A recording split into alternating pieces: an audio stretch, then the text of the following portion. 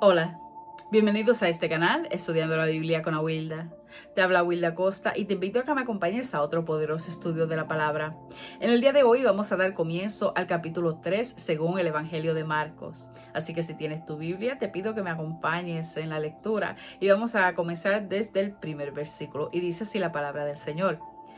Otra vez entró Jesús en la sinagoga y había allí un hombre que tenía seca una mano y le acechaban para ver si en el día de reposo le sanaría a fin de poder acusarle.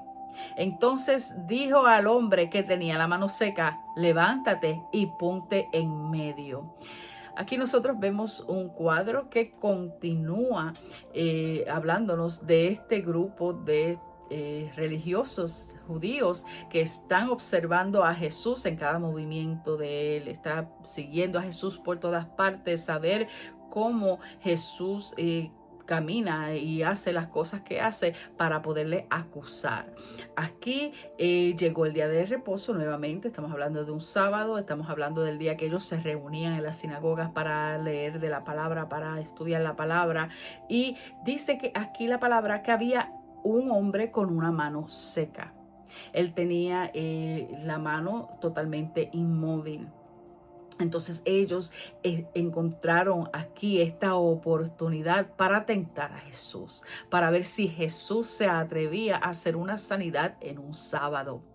Ya nosotros en la clase pasada hablamos de cómo ellos le reclaman a Jesús sobre lo que se podía hacer o no en un sábado. Entonces aquí encontraron en aquel hombre con aquella enfermedad, con aquel padecimiento, una ocasión perfecta para poder señalar a Jesús. Entonces Jesús, como leímos, le dijo: levántate y ponte en medio. Versículo 4 dice: y les dijo: ¿es lícito en los días de reposo hacer bien o hacer mal, salvar la vida o quitarla?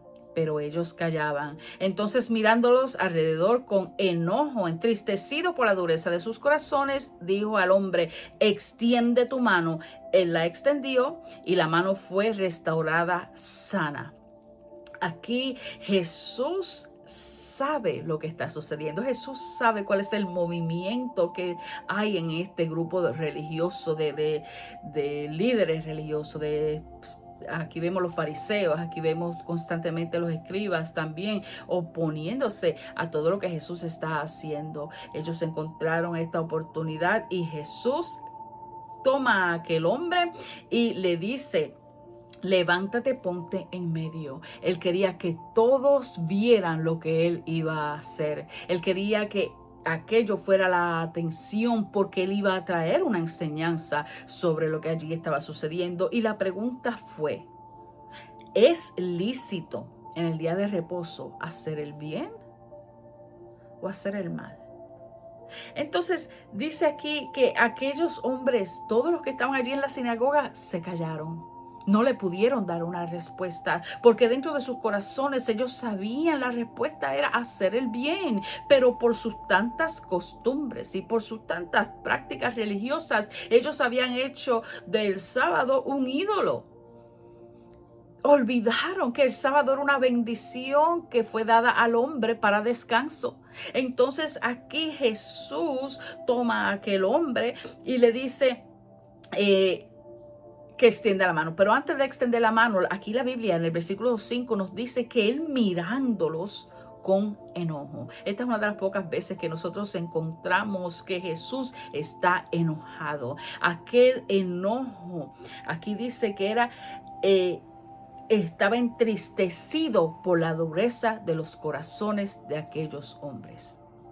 Jesús estaba enojado porque ellos tenían la revelación frente a ellos, pero su dureza no les permitía a ellos disfrutar de la revelación que se les estaba dando. El Mesías estaba frente a ellos, el Hijo de Dios, Dios mismo está frente a ellos, pero la dureza de ese corazón resiste a que Jesús pueda hacer las maravillas que Él hace. Ellos no quieren aceptar que el reino de los cielos se ha acercado porque no se encaja con lo que ellos se habían planeado. Ellos aquí, yo me imagino a Jesús mirándolo con este rostro, con pena, con coraje, diciendo, ¿por qué no pueden recibirlo? Esa dureza del corazón, esa dureza religiosa, no querían aceptar cómo el reino de los cielos funciona verdaderamente. Entonces aquí nosotros sabemos que él le dijo, extiende tu mano, y la mano inmediatamente fue sana.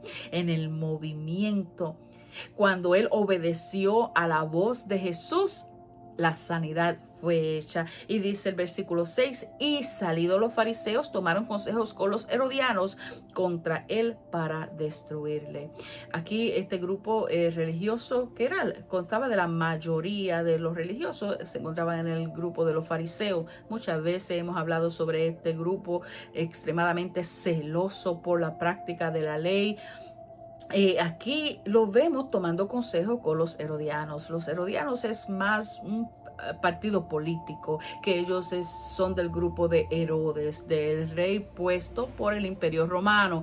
Pero aquí estos dos grupos nunca se llevan entre sí, ya que los fariseos señalan a los herodianos como pecadores. Pero aquí los vemos unidos. El mismo odio, el mismo desprecio por Jesús los unió, y se están tomando consejo para destruir a Jesús. Es un mover del mismo infierno. Un grupo religioso que está totalmente ciego a la verdad de las Escrituras. Jesús está cumpliendo todas las profecías que ellos se supone que conocieran completamente. Pero la dureza de su corazón, esa religiosidad los está cegando. Su corazón está endurecido. Y Jesús ya se los había dicho. Es la dureza del corazón la que no le permite recibir ese mensaje del reino de los cielos. Aquí toman consejo con un grupo político poderoso. Un grupo político que tenía el poder del dinero. Ellos en su mente quieren destruir a Jesús porque no se encaja con lo que ellos querían que fuera el Mesías.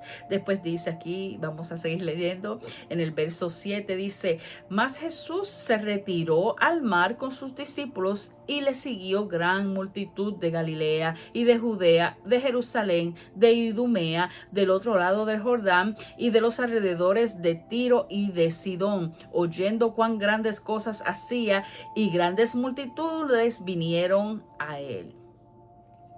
Aquí nosotros vemos que ya la fama de Jesús está regada por todos los lugares.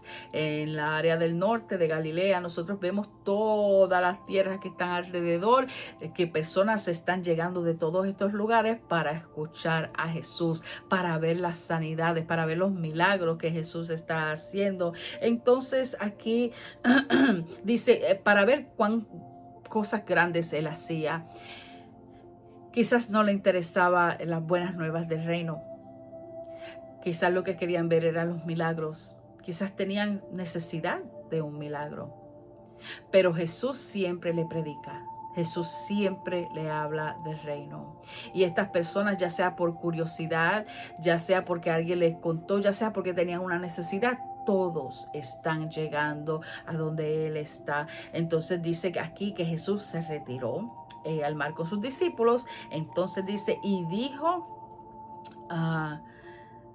a sus discípulos que le tuvieran siempre lista la barca a causa del gentío, para que no le oprimiesen, porque había sanado a muchos, de manera que por tocarle, cuantos tenían plagas caían sobre él. Y los espíritus inmundos, al verle, se postraban delante de él y daban voces diciendo, tú eres el Hijo de Dios. Mas él le reprendía mucho para que no le descubriesen. Aquí lo que nos está diciendo es las personas comenzaban a perseguir a Jesús, comenzaban a tocarle, aún con tocarlo, ellos recibían sanidad. Si una persona tenía plaga, al tocar a Jesús, la plaga salía de ese cuerpo. Si las personas tenían un demonio, eran liberados por el poder del Hijo de Dios, por el poder de Jesús. Y estos mismos espíritus, estos mismos demonios daban testimonio de que Jesús es el Hijo de Dios, pero Jesús les reprendía, Jesús los mandaba a callar, que no lo descubriesen. Y esto siempre tenemos que explicarlo, porque Jesús le dice a los demonios que no digan quién es Él, porque aquellas personas están listos para coronarlo como un rey, guerrero, político, que los libere del yugo del Imperio Romano, pero este no es el plan del cielo. El plan del cielo es que el Mesías vino a dar su vida, el pago perfecto para nuestra salvación. Y es por esto que Jesús está evitando que aquellos demonios hablen y aquellas personas tengan una idea errónea de lo que es el Mesías.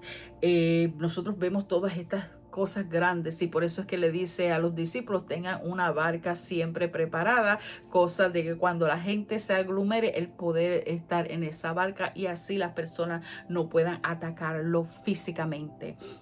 Entonces aquí después se nos habla, vamos a leer ahora en el versículo 13, dice: después subió al monte. Ya Jesús estuvo en la orilla del mar, ya Jesús atendió a todas aquellas personas, ya Jesús hizo todas aquellas sanidades, dice, y llamó así a los que él quiso. Jesús tenía muchos seguidores. Pero aquí dice, llamó a los que él quiso y vinieron a él, y estableció a 12 para que estuviesen con él y para enviarlos a predicar y que tuviesen autoridad para sanar enfermedades y para echar fuera demonios. Lo primero que aquí nos está diciendo es, él tenía muchas personas que le seguían, pero él llamó a 12. Entonces, lo primero que el primer requisito para estos 12 es que estuvieran con él. Después le da poder para predicar y autoridad para sanar enfermedades y para echar fuera demonios. Pero lo primero que se señala es, el primer requisito es estar con Jesús. Nosotros necesitamos una relación personal con nuestro Maestro antes de que el Señor nos use para su gloria y para su reino. Hay personas que le encanta el querer trabajar para el reino del Señor. Yo quiero ser predicador, yo quiero ser esto, yo quiero ser un evangelista, yo quiero hacer esto, yo quiero levantar un ministerio de sanidad, o sea, lo que sea, pero se le olvida el primer requisito, que es estar con Jesús. Pasar tiempo a solas con el Maestro, ser instruidos por el Maestro. Y esto fue aquí lo que se señala, que aquellos 12 se llamaron para que estuvieran con él. Después, para darle el poder para ir a predicar, para sanar y para libertar a los endemoniados. Entonces dice el versículo 16, a Simón, a quien puso por nombre Pedro. Simón Pedro siempre se menciona primero en todas las listas que los evangelios nos da de los discípulos. Dice a Jacobo, hijo de Zebedeo, y a Juan, hermano de Jacobo, a quienes apellidó Boanerges. Esto es, hijos del trueno. Esto es una palabra en arameo. Boanerges, y aquí el mismo Marcos nos da la interpretación, hijos del trueno, quizás para que darle unas características sobre el carácter de estos hermanos, cuán en fuego ellos estaban, cuánto ansias ellos tenían de predicar, cuántas ansias ellos tenían de trabajar en el reino, y quizás por eso dio esta explicación para el oyente. Después menciona a Andrés, quien es el hermano de Simón, hermano de Pedro. Después dice Felipe, Bartolomé, Mateo, que es Leví, Tomás, Tomás el que se conoce como el Dídimo, el gemelo, Jacobo, hijo de Alfeo, Tadeo, quien es Judas Tadeo, Simón el cananista. Este Simón el cananista es el celote. Celote era que pertenecía a un grupo sumamente estricto de la ley, bien estricto. Algunas personas dicen que Juan el Bautista pudo haber sido parte de este grupo. No lo sabemos, la Biblia no nos lo dice, pero sabemos que este grupo de celotes era sumamente celosos con la práctica de la ley. Simón el cananista es de este grupo, y después, como último, se menciona a Judas el Iscariote, quien le entregó. Y dice, y vinieron a casa.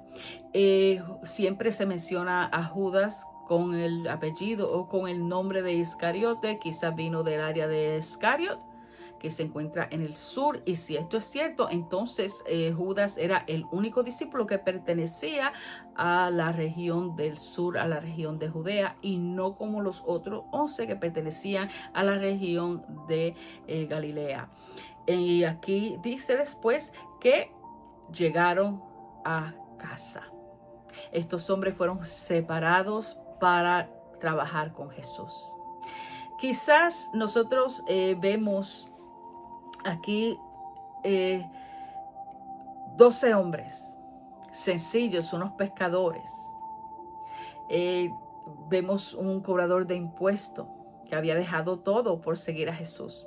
Hombres con diferentes características, uno muy celoso de la ley. Pero aquí, aunque Marcos lo emite, nosotros sabemos que Jesús oró toda la noche.